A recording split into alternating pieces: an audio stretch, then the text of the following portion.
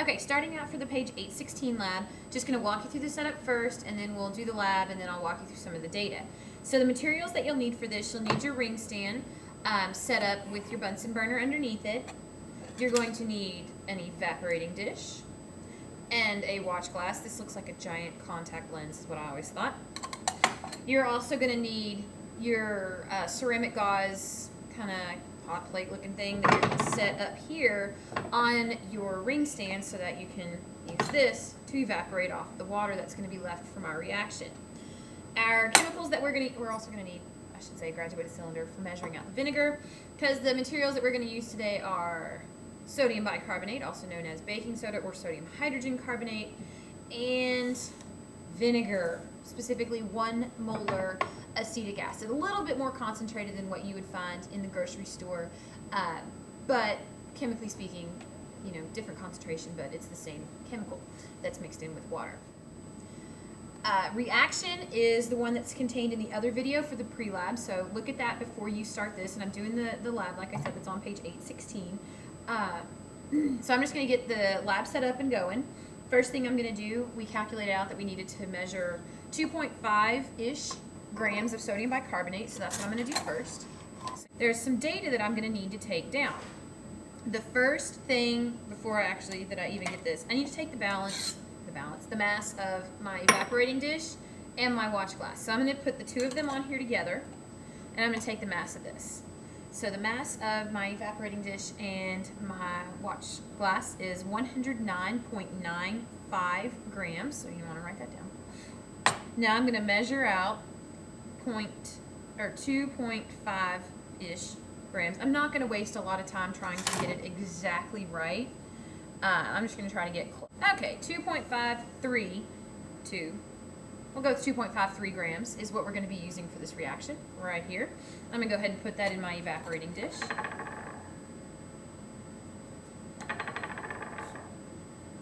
Now I need to measure out about 30 milliliters of my 1 molar acetic acid.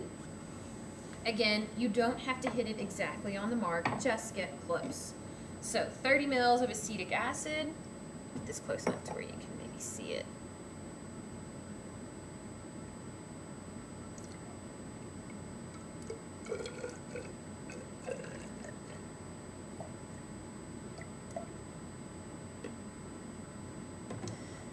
Alright, so maybe you can read that. Looks to be right at 30 milliliters. Maybe like 30.5 milliliters, but you can write that down. 30.5 milliliters. And the directions say we've measured the mass of our clean, dry evaporating dish with the watch glass. We did that. Add 2 to 3 grams of sodium bicarbonate to the evaporating dish. We did that and recorded its data. Slowly add 30 mils of acetic acid to the solution in the evaporating dish. So I'm going to go ahead and add this in. And of course, as soon as you mix baking soda and vinegar, it bubbles, does all kinds of fun things, and the bubbles are caused by this carbon dioxide.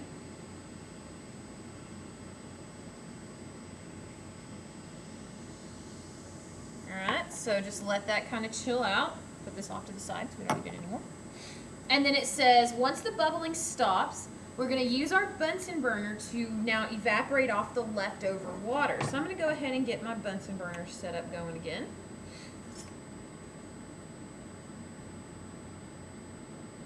And the reason that we're using the watch glass on top of our evaporating dish is because once this starts to boil, it's gonna splatter, and so to try to minimize the loss of any mass of our solid product, the sodium acetate, from splattering out of the evaporating dish, we're gonna use the watch glass to kind of keep everything in check.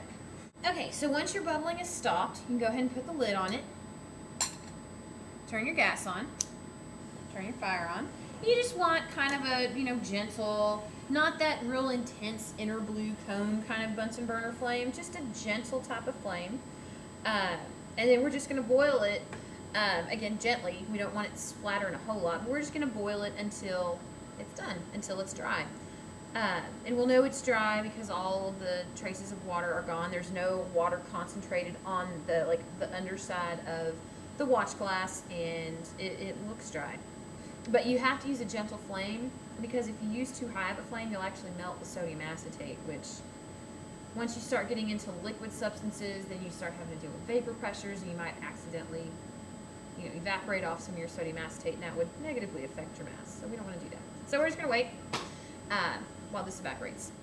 Okay, so this thing's been boiling for about 5-10 minutes or so, and it's looking pretty much like it's dry. I heard it crackling, which is a good sign that it's almost dry. And I'm looking at it now. I can lift up the watch glass, and you can see that, yep, we're dry. So I'm going to turn the fire off, and I'm going to let this cool to the point that I can pretty much handle it with my bare hands long enough. That way I know I'm not going to completely destroy my balance over here. So because the evaporating dish and watch glass is still a little warm, I'm actually going to use an old trick. I'm going to put a piece of paper towel down on my balance so that I protect the actual balance pan from heat, and I'm going to zero it out. And now I'm going to take my still pretty much too hot to touch evaporating dish and watch glass with the sodium acetate in there. I'm going to put it on my balance.